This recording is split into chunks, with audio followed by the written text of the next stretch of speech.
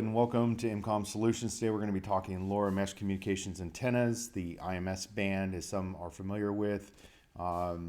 It doesn't really matter what frequency. Wherever you are in the world, this video can apply to you because my number one resource for those antennas is DigiKey. I am not affiliated with DigiKey, but I am a customer of theirs, and I've found that they have a really good selection, and we'll talk why I like them other than the fact that they have a good selection.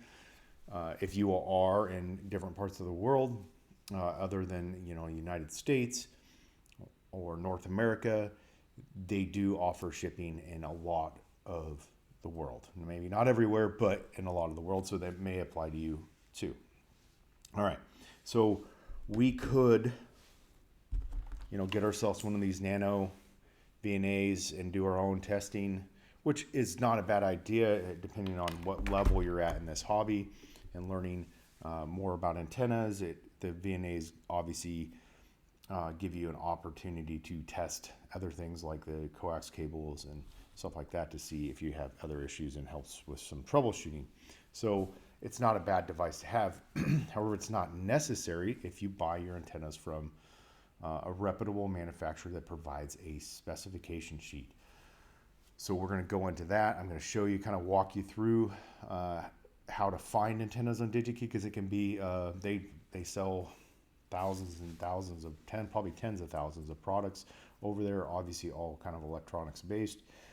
So it can be a little overwhelming to find things there if you don't know exactly how to navigate their website. We'll show you that, and then I'll show you what the spec sheets look like and kind of what to look for, so that when you make your next purchase for an antenna, because I do get asked that question frequently.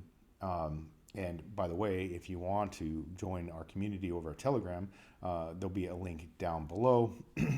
Eventually, once we get over a certain subscriber level on this channel, I'll be able to put those links here in the video, but YouTube kind of has a tiered approach, and this being a new channel, don't have that feature yet. So if you haven't subscribed, hit that subscribe button to help us out.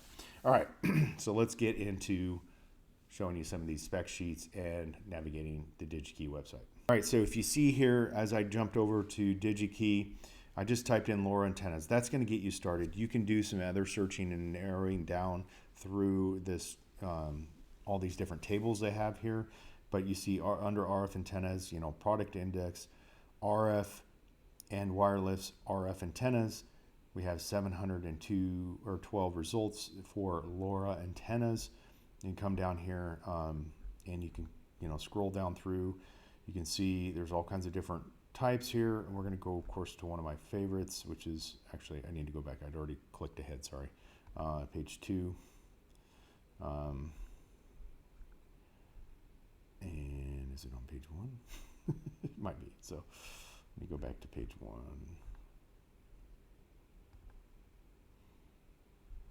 Okay, there we go. So down here, this is, let's see, why am I, oh, there it is. Sorry. This one I've talked about on my channel before, not so much this channel, but the Ravenwood Acres channel. So the TE connectivity links antenna. This is the ANT-916-CW-HW. It's a great antenna.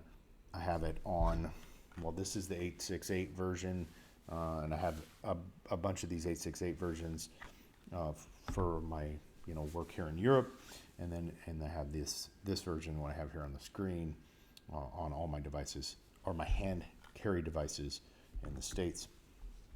For the most part, they can be used outdoors for portable nodes.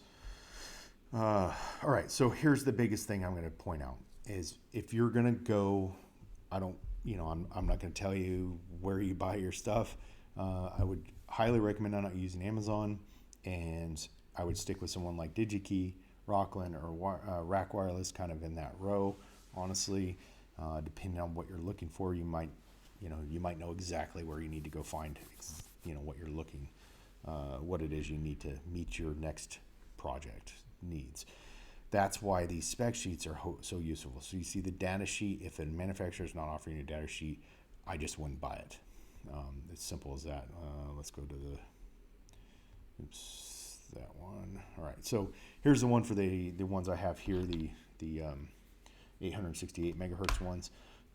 So one of the key things, and what I like about these antennas, and something you should pay attention to, and you're probably not going to find that information from some of the other distributors like Amazon, is, so this is because you can read up on this. This is a half wave center fed dipole antenna.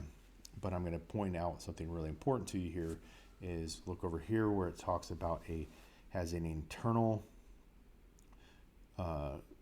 counterpoise, which is basically eliminates the need for a ground plane. So if you have an antenna mounted to your vehicle, right, the most ideal location for most vehicle antennas, whether it's for, a LoRa setup or a GRMS radio or ham or whatever, would be right in the center of like the roof, because you get that big old ground plane, that metal surface to help with with your direction of the directional pattern of the way the antenna propagates. So I'm trying to break that down to where it makes sense. On a handheld device like this T-Deck, right? Well, it's all plastic, right? I don't have, so having that type of antenna on this makes a huge difference and makes it more, makes it do what it's supposed to do, versus if you just purchase an antenna based off of a quick query on the internet and you buy it and it doesn't give you that information, you might wonder why it's not working very well. But maybe it works well in some conditions, like, oh, I had it sitting on top of the hood of my car and it worked really well. That's weird. So so those are things that you need to look for. As I was talking about, it has an internal O-ring to seal the connection, which is helpful, down here in the end. If you're using it for an outdoor or just general moisture, it's going to keep that moisture and dust out of that connection. Note for your LoRa antennas, for your LilyGos, and any of the ones I've used, you're going to want this RP-SMA connector, which is, this one's the male. They do sell this brand of antenna without that center pin. If you can see that in there, I don't know if you can see it. Yeah. So if I can get the camera to focus, there we go.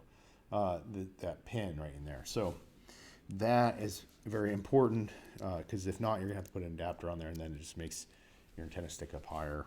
And you want to get that style. So key to these spec sheets though is you go on down here. It's going to tell you, if you look up here, it talks about the VSWR being at or less than 2.0. I've seen that on all these. Like in this antenna, I'm almost exactly on the dot with these 868s that I've tested with my Nano VNA. So 1.5, I think it was a little like 1.55 or something like that. So very good, and a good for $8.60. I think it's a great antenna, and I don't think you can go wrong with them. So, like I said, I am not affiliated with this. I've just been using them and have had great results with them. All right, so we'll go over and look at some of the other locations. Of course, you can go over to Rockland. You can break it down to their antennas, and you can see I do have a couple there, or purchased a few antennas from them, outdoor antennas. I believe one of them is like the helium one. It's not this exact one. It was on sale at the time. And then I have one other. I did buy one of these random things, and I didn't really like it, but I haven't done a whole lot of testing on that. But Rockland is great. I am affiliated with Rockland. And then, so if you go to Rack Wireless, they're also, my internet work, come on, you got it. They've got a couple different types over there on their website, but I'll give you my 2 cents on Rack, and I am affiliated with them too, is the fact that they provide spec sheets on everything they sell, which is one of the reasons I like them. You can find all the information. You can geek out as much as you want, and find that out. So if you go to here, that's not the same antenna, but this is their document part of their website. And actually, no, this is not. Sorry. This is the document part of their website. So this is the data sheet for that antenna I was just showing you. They give you, of course, the standard description. It is Part 15 compliant, which is the FCC requirement for the ISM bands. And it's going to tell you here it's peak dBi, and its frequency range, and its SWR. It is also internal counterpoise, just as we mentioned earlier, how important that is for a mobile device like these TDECs or whatever you're using. And then it shows you the actual spec. Does everyone see where I'm going with this? So the whole point is if you can't find a spec sheet on them, then I just wouldn't buy them. And so hopefully this helps people find the antennas they're looking for. It's really helpful if you're building projects, because you can go in and look at specifications of antennas like this one. You know, this one will work great for like a rack setup, but it doesn't have internal counterpoise. So I would need to take that in consideration in my projects, because of the dimensions and, you know, just all that good information you may need, especially if you're getting more in depth in this hobby, which I hope you are. Thank you for watching. Don't forget to subscribe to the channel. Check out all the links down below. There is some affiliate links down there, and your support there is appreciated. You subscribing and liking and sharing is appreciated. Comments, join our Telegram group. We're over 260 members now, growing very fast. Lots of great conversations over there. Link down below. Also, our other social media links, those are down below too. You can join us there. Growing very slowly over here at EmComm Solutions. Thanks for watching. Stay tuned for more videos.